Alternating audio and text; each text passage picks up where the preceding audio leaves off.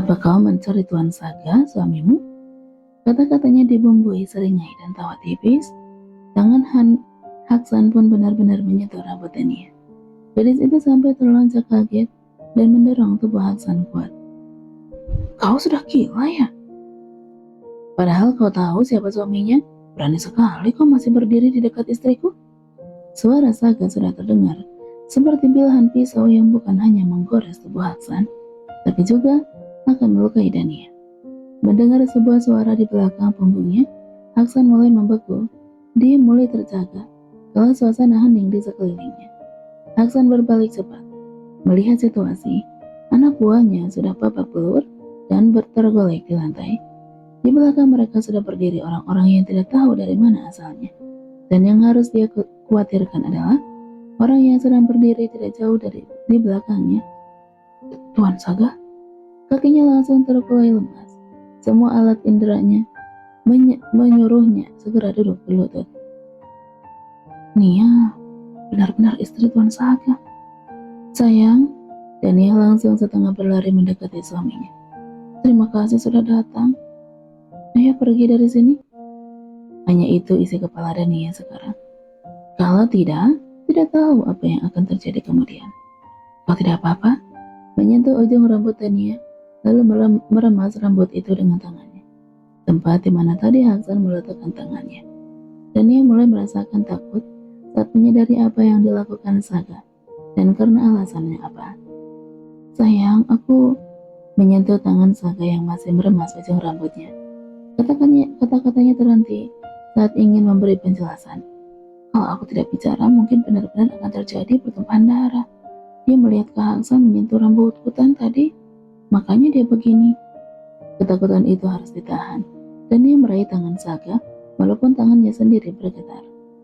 Sayang, Han, suara Saga yang bicara terdengar memenuhi ruangan, karena semua orang diam membisu. Ya Tuan Muda, Han mendekat beberapa langkah, bawa Dania ke ruangan lain. Tangan Dania semakin bergetar saat Saga melepaskan genggamannya. Bahkan laki-laki itu tidak memandangnya saat bicara. Matanya tertuju pada Haksan yang sedang berlutut gemetar di lantai. Dania mendengar sekretarisan memanggil Aran untuk mendekat. Sayang, aku tidak apa-apa, aku mohon. Membawa Saga keluar dari kafe ini adalah pilihan utama. Apa aku pura-pura pingsan aja, supaya tidak terjadi pertumpahan darah? Nanti kan, kalau sedikit saja kau membelanya, aku pastikan kau akan lebih menyesal nanti. Dania langsung mengunci rapat mulutnya. Tahu maksud pembicaraan Saga, Aran sudah berdiri di sampingnya. Dia tahu gadis itu terluka, tapi dia masih bisa berdiri tegak. Nona, ayo kita pergi. Aran melihat kemarahan yang meluap-luap di mata Tuan Saga, tapi tangan yang dia pegang masih membeku. Ia tahu kalau Nona Dania sedang sangat mengkhawatirkan laki-laki yang sudah berlutut itu. Pasti dia sedang menebak apa yang akan terjadi padanya kalau sampai dia pergi. Sayang, aku mohon. Dania masih bersikeras berdiri di tempatnya. Aku benar-benar tidak khawatir padanya, sayang. Aku hanya tidak mau kamu melakukan hal di luar kendali. Jangan membuatku mengulangi kata-kataku. Bawa Dania ke ruangan lain. Aran terlonjak ketika kata-kata itu tertuju untuknya. Dia gagap menjawab dan menganggukkan kepala. Baik Tuan. Pasrah, Dania menyeret kakinya beberapa langkah. Tapi dia kemudian berbalik cepat. Kalau aku pergi bagaimana Kak Haksan? Aku tidak mau Tuan Saga sampai jadi membunuh gara-gara aku. Naluri kemanusiaan menariknya lagi. Saat Dania membalikkan badan, Han mendekat dan berdiri di depannya. Nona, pergilah dengan Aran ke ruangan lain. Saya mohon. Dia sampai memohon dengan wajah membunuh begitu? Nona, sebaiknya kita segera pergi. Aran sekali lagi tersadar. Kemarahan Tuan Saga adalah kemurkaan laki-laki di hadapannya ini. Sekretaris Han, dia cuma teman masa laluku. Kami tidak pernah punya hubungan apapun di masa lalu, ataupun sekarang. Percayalah padaku, paling tidak tahan Tuan Saga untuk melakukan hal terburuk. Jangan membelanya, Nona. Kalau Nona membelanya, saya ataupun Tuan Muda semakin tidak akan bisa menahan diri. Apa? Kenapa kau ikut-ikutan marah begitu? Bahkan saat Tania dan Aran baru saja menutup pintu, sudah terdengar teriakan keras. Tania mengenali suara itu. Milik siapa? Nona, saya mohon. Aran mencegah Dania yang udah memegang handal pintu. Tuan Saga sangat marah tadi. Kalau Nona membela laki-laki itu, bisa-bisa dia benar-benar tidak berani melanjutkan kalimatnya sendiri. Aran, tapi... Dari ruangan terdengar suara sekretarisan. Dania berjanji tidak akan membuka handal pintu. Dia hanya merapatkan telinganya ke pintu. Aran mengikuti mereka sama-sama penasaran, hingga memutuskan tetap berada di balik pintu. Matilah aku kalau Tuan Han tahu. Aran bahkan udah tidak menyadari darah menetes di sikonya. Tuan muda, cukup.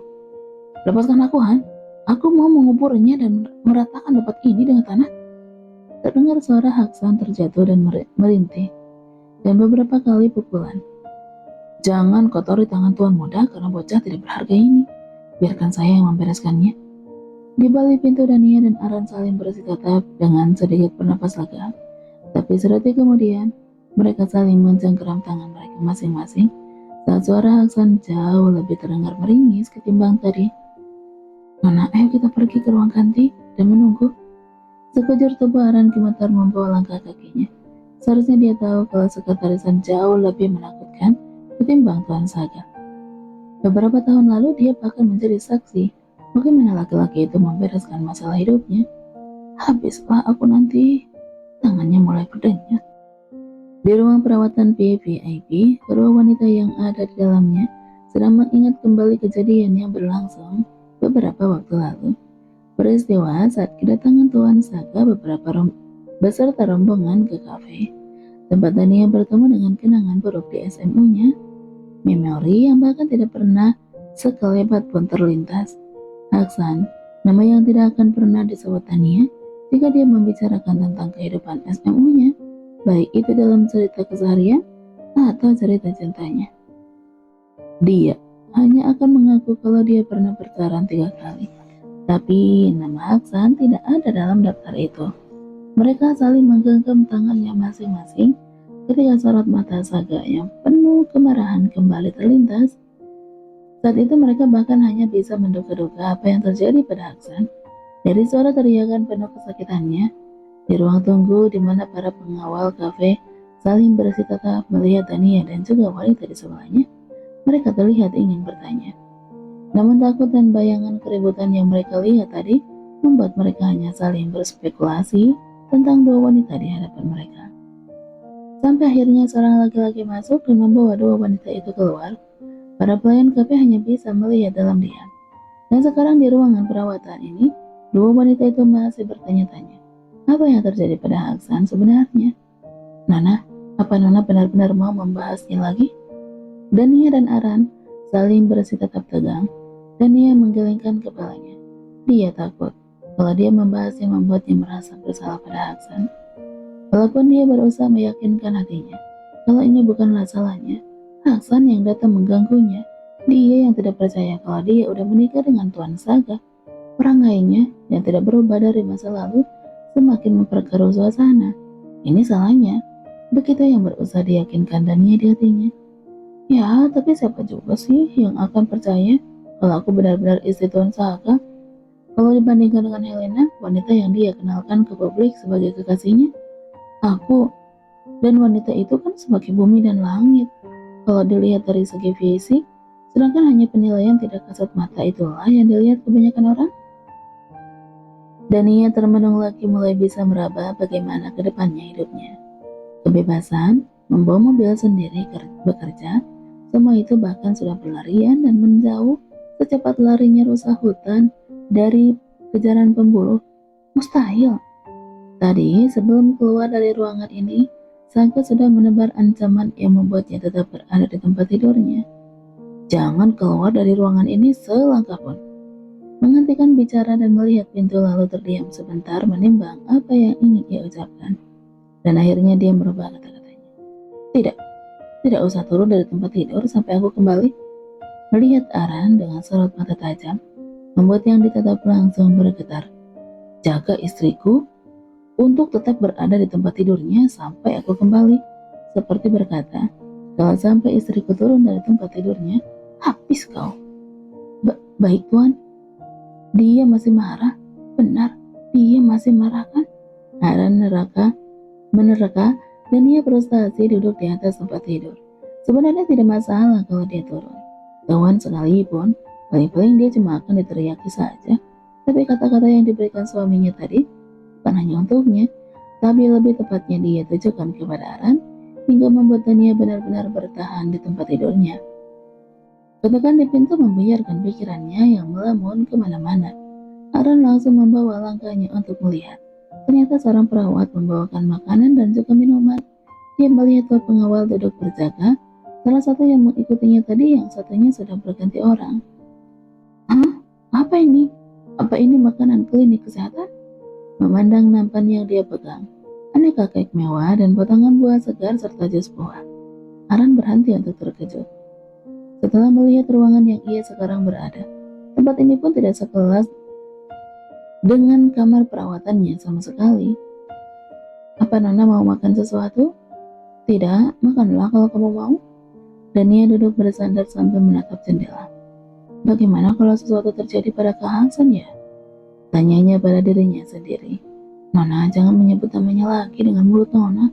Saya mohon. Hari ini jadi pelajaran penting bagi Aran bahwa tidak ada kesalahan sepele kalau berhubungan dengan Tuan Saga. Semua aturan tertulis yang dibuatkan sekretarisan padanya sampai berlembar-lembar itu adalah kewajiban mutlak yang tidak bisa ditawar. Kejadian saat Saga meremas rambut Dania tadi sangat jelas muncul di kepala Aran. Dia tahu alasan laki-laki itu melakukannya. Dia menakar kadar cemburu Tuan Saga sebesar apa pada nonanya. Kumohon jangan bersikap seperti Lela dan Han. Dania mendesah sedikit merasa kesal. Maafkan saya Nona, tapi hari ini saya benar-benar baru melihat sikap Tuan Saga yang seperti itu. Dia bahkan tidak mau melihat Nona di kafe tadi kan. Dia benar-benar sedang menahan kemarahannya supaya Nona tidak melihat. Dania pun tahu itu saat Saga mengalihkan mata yang biasanya selalu tertuju padanya. Tapi Nona, tadi Nona tidak bertengkar dengan Tuan Saga kan? Aku sampai dilototi di luar tadi karena menanyakan keadaan Nona. Tuan Saga tidak melakukan apapun pada Nona kan?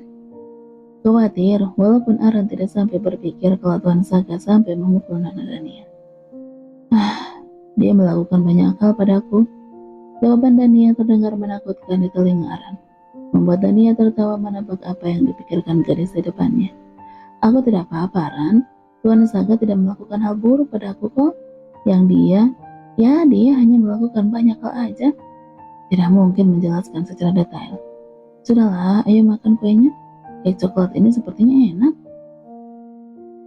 Kau tidak akan paham apa yang dilakukan Tuan Saga, begitu pikir Dania. Padahal Nona penulis sudah cukup berpengalaman halunya kalau urusan begituan yang tertuang pada novel-novelnya. Tapi jangan tanya, kalau di kehidupan nyata, mungkin dia hanya setingkat di atas sekretarisan perihal pengalaman cinta.